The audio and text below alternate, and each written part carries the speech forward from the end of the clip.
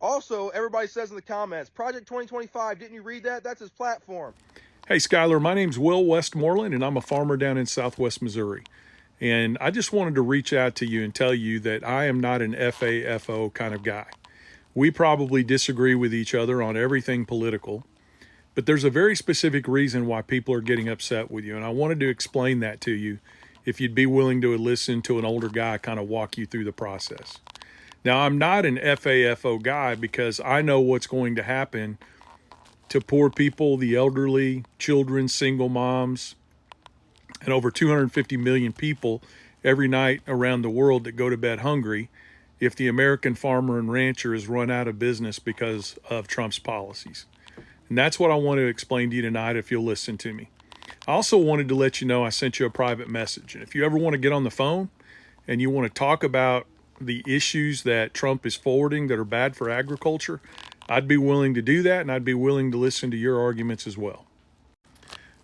I also want to let you know that I've been a political consultant for over 30 years. I want to be right up front about that. I do that in addition to farming. And I want you to know a lot of younger people don't know, and I don't mean that in a condescending way, but more of an educational way.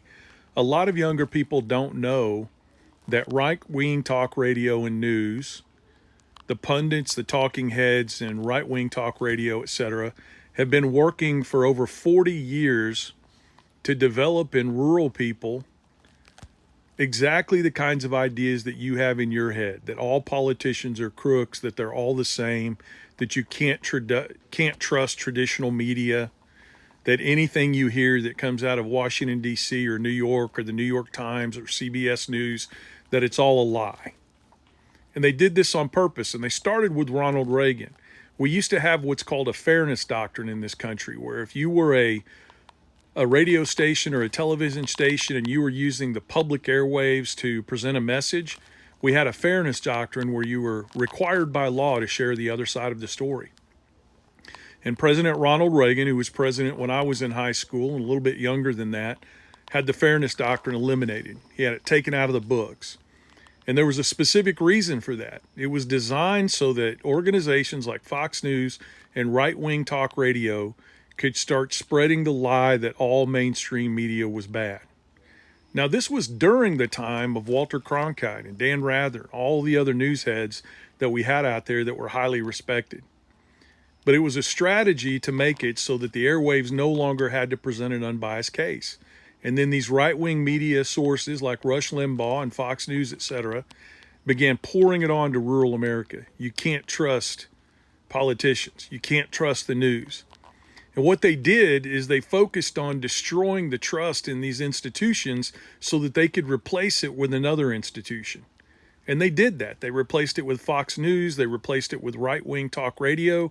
And I can't tell you how many times when I was growing up, when I was your age, I'd walk into a job site or be on a farm and I would hear right-wing talk radio blaring on the radio all day long.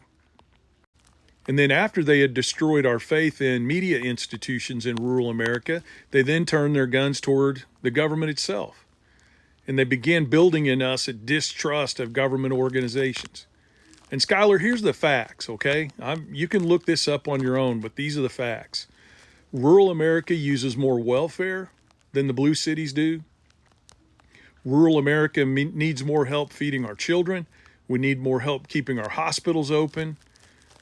And guys like you and I, farmers out there that grow row crops or do agroforestry or raise cattle, we take welfare too. Now, I don't think there's anything wrong with that because we can't control the cost of our inputs. We can't control the cost of what we sell our products for. We got to pay for shipping both ways, as Kennedy said. But the reality of the situation is they were able to instill in us the idea that the government money coming to us was okay and was a good thing, but the government money going everywhere else was a scam or a sham or communistic or socialistic, etc. So it reached a fever pitch finally where a lot of rural people, over 70% of rural farmers and ranchers, only believe the Fox Newses and the talk radio. And when they came to you and told you that Trump wasn't going to implement Project 2025 and that he didn't have anything to do with it, you believe that. And you're not alone. All I'm here to tell you is that you were lied to. I'm not asking you to admit you were wrong. I'm not telling you you effed around and found out, because I don't want to see you lose your farm. And if there's anything I can do to help you not lose your farm, I'd be happy to do it.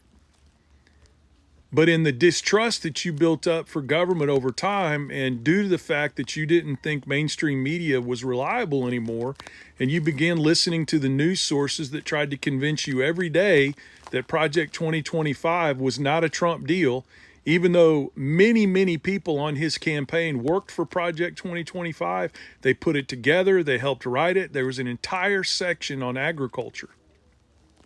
And in that section on agriculture, they specifically say they're going to cut out programs like this. Then they're going to cut out crop insurance. And Donald Trump is on record, my friend. And Skylar, look this up. Don't take anything I'm telling you at face value. You look it up. That's the difference between me and a lot of people on here. Check what I've said. Make sure I'm not lying to you. But Donald Trump is on record saying that corporate farming is better than small family farms and ranches. And Skylar, that's what they're trying to do. They're trying to corporatize agriculture. And I'm not talking about when you and I go out and put together an LLC so that we can get the tax benefits and the protections from liability that come with that. I'm talking about big ag corporations and Wall Street buying up family farms and ranches as they go out of business so that they can turn it into just another investment. In the last 10 years, we've broken every single record in regard to the number of farms and ranches being bought up by investment companies in the United States. And I'd be happy to share all of that data with you. But my friend, I think the worst thing that they did to us in rural America is they convinced us somehow to place the culture wars over our own well-being. And what do I mean by that? Brother, when I was young, you didn't care what anybody did in their bedroom. Gay, lesbian, trans, whatever. That was their life. And the only way the law changed was just to say that you can't discriminate against those people when you're hiring, and you can't commit acts of hate against them because they're different than you and I as heterosexual white men. That's all the law did. And Skylar, did you know that the Southern Baptist Convention, and I was a Southern Baptist for a long time, do you know that the Southern Baptist Convention had its own clauses in their charter that said that abortion was okay in the event that it saved the life of the mother or the child might be deformed? But it was political hacks in the religious Christian movement that came in and politicized the abortion topic in order to get folks like you and I in rural America to turn against it. So I'm not here to tell you FO, brother. I know how hard you work every day, and I know what you're trying to do for your family because I'm doing the same thing.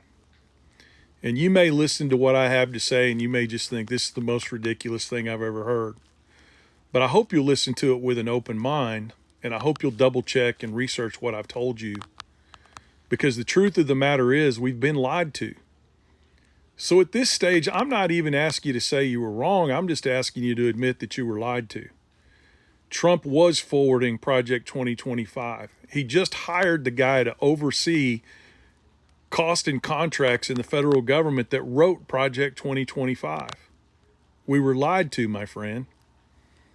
And nobody's going to judge you if you just admit that you were lied to and you made decisions based on the fact that you thought these contracts were going to be kept and that you were lied to.